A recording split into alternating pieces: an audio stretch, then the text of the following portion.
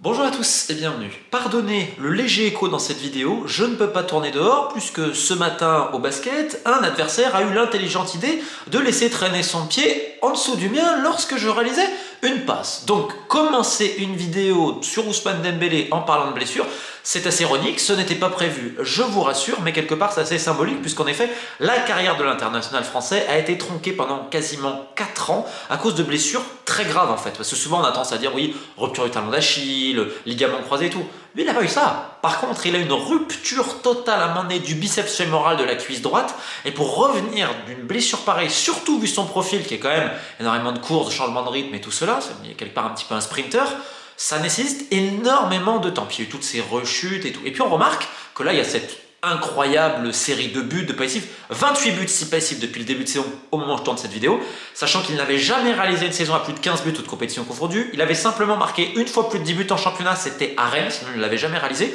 Rendez-vous compte que son total de buts en Ligue des Champions cette saison 6, c'est l'équivalent, je crois, des 4 dernières saisons qu'il a joué en Ligue des Champions. Donc on dit oui, c'est incroyable, cette réussite, et on attend qu'il y ait un véritable changement pour expliquer cela. Eh ben non, il n'y a pas eu de changement ces derniers mois dans la vie d'Ousmane Dembélé qui explique une telle réussite. Non, en réalité, le véritable changement, il s'est passé lorsque le joueur était au fond du trou, au fond de la marmite. Saison 2019-2020, je crois, il joue même pas 10 matchs. C'est toutes ces blessures, etc. Et déjà, il y avait la saison qui était tronquée. Et donc, il a littéralement touché le fond. Et quelque part, il pouvait s'en prendre qu'à lui-même. Puisqu'il y avait un article très intéressant dans l'équipe. Un article qui est fondateur. Qui n'est pas d'Ousmane Dembélé, n'est pas de son coach. Mais en fait, l'équipe avait interrogé quelqu'un qui travaillait à l'INSEP, Jean-Baptiste Dio, je crois qu'il s'appelle. Et qui expliquait pour lui les blessures d'Ousmane Dembélé. En expliquant qu'il avait un profil vraiment d'athlétisme, de sprinter. Lui, il expliquait tout ce qu'il fallait faire en termes de prévention et tout cela. Et en fait, ce monsieur, suite à cet article-là, et ben en fait, il va être contacté par les gens qui travaillent avec Ousmane Dembélé, et finalement ils vont se rencontrer, ça a matché, et depuis, c'est le physiothérapeute qui suit Ousmane Dembélé au quotidien, avec également d'autres personnes. Aujourd'hui, c'est presque comme un joueur NBA, j'ai envie de dire, ou comme certains très grands joueurs de football, c'est-à-dire qu'ils ont toute une équipe autour d'eux, au niveau médical, au niveau nutritif, lui le préparateur physique, physiothérapeute, nutritionniste, analyste vidéo, en plus évidemment du club, sachant que tout ça est fait en corrélation avec les équipes, c'est-à-dire c'était déjà le cas au Barça, et ensuite au Paris Saint-Germain. Sauf que ça nécessite beaucoup de travail de l'ombre, notamment la manière dont son corps a été musclé et comment la revitaliser. Parce que lorsqu'il est au fond du trou, il va notamment aller à Aspetar. Aspetar, c'est cette très grande clinique sportive au Qatar, considérée parmi les meilleures du monde, avec des spécialistes qui lui font très bien comprendre que pour revenir à la plénitude de ses moyens, il faudra peut-être 2 ans, voire plus. Parce qu'en fait, il a eu tellement de rechutes, puis sachant que vous avez l'appréhension, toutes les personnes qui sont blessées aux ischios comprendront ce que je dis là. Et surtout, vu son profil très explosif, etc., que forcément, à un moment donné, tu auras peut-être une rechute. Et si vous vous souvenez bien, tout le monde en Catalogne était de nouveau enthousiaste suite à cette terrible année, puisque la saison d'après, je crois qu'il joue plus de 40 matchs de compétition confondus, c'était quasiment jamais eu, et il a eu réellement une rechute qui était, ça peut arriver, ça arrive à tout le monde de se blesser, c'était lors de sa dernière saison au Barça. Bien évidemment, ce qu'a joué, c'est aussi Xavi, un coach dont il a été très proche, dont il est toujours très proche, parce que évidemment, il y a cette transformation physique, c'est-à-dire, on va pas en faire un bodybuilder, c'est-à-dire qu'il y a eu beaucoup de réflexions, on veut pas se transformer à la Gareth Bale ou à tant d'autres, non, on veut rester dans la même ligne. C'est-à-dire qu'en termes de morphologie, c'est quasiment le même, sauf qu'il est quand même plus costaud, plus solide, notamment sur les appuis, même ça se voit un petit peu au duel.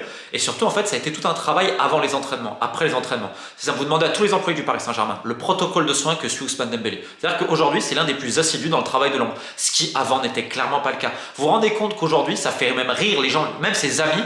Aujourd'hui, il va vous dire, ah non, mais s'il n'a pas bien dormi, etc., ou s'il a loupé 30 minutes de sieste, il va en refaire. Avant ça, vous allez dire à Ousmane Dembélé, il faut faire la sieste, etc. Je pense qu'il aurait rigolé et tous les gens autour de lui sont au courant. C'est-à-dire qu'auparavant, on dira que c'était un peu folklorique, en termes de repos, etc., les sorties et tout. Et puis d'un coup, le mec, il se fait progressivement, il est devenu professionnel. C'est-à-dire qu'il a compris que le talent, ouais, tout le monde sait qu'il a énormément de talent. En plus, il a pied gauche, pied droit, et tout ce que tu veux. Mais est-ce que ça va être comme tant d'autres qui ont le talent, mais qui en fait n'ont jamais été suffisamment professionnels pour assouvir ses ambitions, parce que c'est un mec très ambitieux, même si il n'aime pas trop les médias, vous le voyez rarement mis en avance, ça ne l'intéresse pas tellement. C'est pour ça d'ailleurs qu'il est très apprécié dans les groupes, que ce soit au Barça, en équipe de France ou au PSG, il a toujours été très apprécié. Prenez par exemple Jordi Alba, vous n'avez pas pensé que Jordi Alba c'est le grand pote d'Ousmane Dembélé à la base, mais si, même les mecs comme ici, il était très apprécié, et de Xavi aussi. Ce qui veut dire quand même beaucoup en termes de mentalité, comment il s'insère dans un groupe et tout. Et donc physiquement, il y a eu un travail, c'est un peu comme ce qu'est en train de faire Wembanyama d'ailleurs, la transformation physique, mais c'est très calme, etc., en respectant la morphologie de base. Donc c'est énormément d'exercices de souplesse, enfin c'est vraiment pour être le plus agile possible, tout en ajoutant des charges de travail de fond au niveau athlétique, parce que, comme répété, on explique qu'il a un profil justement de sprinter. Donc vous avez compris un petit peu la transformation physique qui au final suit quelque chose avec également au niveau nutritif, ça a complètement changé, et puis évidemment les plages de repos et ça, ce qui fait que le mec est devenu complètement professionnel. C'est également au niveau mental, c'est-à-dire que c'est quelqu'un, alors jovial, vous savez ce que je vous dis, globalement très apprécié des groupes. Et il fait beaucoup de bien investir parce que par exemple, prenez Mbappé, quand il y avait des soucis avec certains, vu qu'il était très proche, qu'il allait peut-être calmer les uns les autres, c'était pas rien pour Barça. Et là par exemple à Paris, il est très apprécié des cadres, mais également des jeunes. C'était un peu comme Danilo à l'époque, c'est-à-dire c'est quelqu'un qui va un peu aider les jeunes, les prendre un peu sous son aile, etc. Et tout. Donc il fait vraiment l'unanimité, on va dire, dans le groupe, et il y a une grande solidarité autour de lui. Sauf que, alors c'est peut-être pas le plus vocal, etc. C'est vrai que bon, toujours un petit peu un sens de l'humour, mais c'est un mec qui, par contre, tout le monde vous le dira, quand il se braque, il se braque. Et est capable de complètement se fermer. Donc c'est aussi un travail là-dessus, un gros travail au niveau mental. Et prenez l'exemple avec Luis Enrique cette année, parce qu'on a beaucoup de choses, on a entendu beaucoup de choses sur le penalty gate de cet été. C'est très simple, départ de Kylian Mbappé. Donc là, lui, devant tout le monde, je pense que tous les joueurs pourront confirmer cette anecdote, il a dit, en gros vous me connaissez, moi je veux pas être la grande star, etc. et tout. Par contre, c'est moi qui vais prendre les responsabilités, il faut qu'on le fasse et tout. On va pas se faire sortir encore en 8e de finale de Ligue des Champions, il y en a marre, etc. En disant en plus, si on fait ça, j'en prends plein la gueule. Donc en gros, il step up quelque part, il se place en disant, je vais assumer les responsabilités, notamment au niveau statistique, marquer davantage et tout. Nasser Al-Khelaifi et Luis Campos, je lui dis, pas de problème Ousmane, faut que tu prennes les pénaltys. Parce qu'en fait, Luis Enrique, non, il voulait pas. Lui, il voulait les donner à Vitinha. Donc bon, toujours dans cette idée de groupe, pas mettre un individu au-dessus de tout cela et tout. Donc forcément, ça avait créé, on va dire, des incompréhensions et tout, sachant que le joueur là avait un objectif statistique. On lui avait demandé aussi à ce niveau-là. Ensuite, vous avez vu cette petite brouille avec Luis Enrique. Alors, ça a été, et puis Ousmane Dembélé est un petit peu taquin, parce que je crois que le match après face à Nice, il arrive en retard à la causerie exprès. Mais dans tous les cas, aujourd'hui, il y a eu énormément d'entretiens entre les deux. Et quelque part, c'était nécessaire, parce que si vous regardez bien, depuis cette brouille-là, collectivement, ça va encore mieux. Si vous regardez. Pourquoi? Parce que Luis Enrique, beaucoup disent qu'il a mis un peu d'eau dans son vin, il laisse un peu plus de liberté, etc. Et que là, il a vraiment trouvé la très très bonne formule également humainement, ce qui fait que déjà que c'était bien, il y avait quelque chose qui s'est construit, et ben là, c'est top. Et si vous regardez bien en termes de date, ça correspond un petit peu à cette période-là. Donc quelque part, ça a été un déclic. Mais avant, Ousmane Dembélé, tous les gens qui l'ont eu à Rennes, à Dortmund vous le diront, il aurait été braqué, il n'aurait jamais rien dit, etc. Là, finalement, il y a eu beaucoup de réunions individuelles avec son coach et, au final, ça s'est très bien passé. Repositionnement, le coach qui le convainc pleinement, et vous avez un joueur complètement épanoui qui, d'une, fait cette saison-là parce que collectivement, le PSG réalise sa meilleure saison depuis, mettez l'année qui vous plaira, mais ça fait très longtemps. Il y a une osmose un petit peu entre tout le monde, notamment dans le groupe.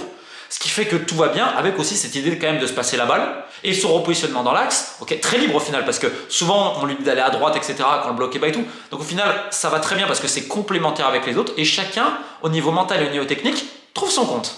Mais le plus gros changement pour Ousmane Dembélé, c'est quand je disais il est devenu professionnel, c'est aussi dans la mentalité. C'est la combinaison. C'est-à-dire qu'auparavant, il y avait des entraînements, je venais en retard, pas trop sérieux, pas trop concentré. Il y a des matchs, il restait un petit peu dans l'ombre des autres. Et souvent, et même lui, je pense, le reconnaîtra, dans les grands moments, que ce soit Coupe du Monde ou Ligue des Champions, il avait souvent déçu. Là maintenant, c'est complètement différent. On l'a vu évidemment face à Manchester City, quand il rentre, c'était le match décisif pour la qualification du Paris Saint-Germain. Là, face à Stuttgart, pareil. Donc on voit qu'il assume à tous les matchs, surtout depuis quelques mois. Mais en fait, c'est tous les jours. C'est-à-dire que vous demandez à n'importe quel employé, il va vous dire, mais Ousmane Dembélé, il est resté parce qu'il fait des séances en plus, pied droit, pied gauche, etc. Des fois, il est tout seul. Il y a quelqu'un des fois du staff qui lui met les cônes, les là, il dribble, boum, contrôle, boum, je tire. Et en fait, il enchaîne. Et en fait, c'est tous les jours pareil. Avant, c'était peut-être plus relax, ça rigolait, parce qu'il a toujours été un petit peu comme ça. Sauf que là, maintenant, non, c'est fini. C'est-à-dire que je suis là pour marquer, je suis là pour faire la diff, je suis là pour finir les actions. Et ça, en fait, c'est tous les jours. C'est pour ça qu'il y en a, ils vont dire le changement. Non, mais en fait, c'est entamé depuis des années, tous les jours à l'entraînement. Ok, j'arrive avant, je reste après, je veux marquer, à chaque jour d'entraînement, je veux le gagner et tout, je vais faire la diff et tout. À un moment donné, dans ta mentalité, c'est tu passes du mec s'amuse à je suis un killer.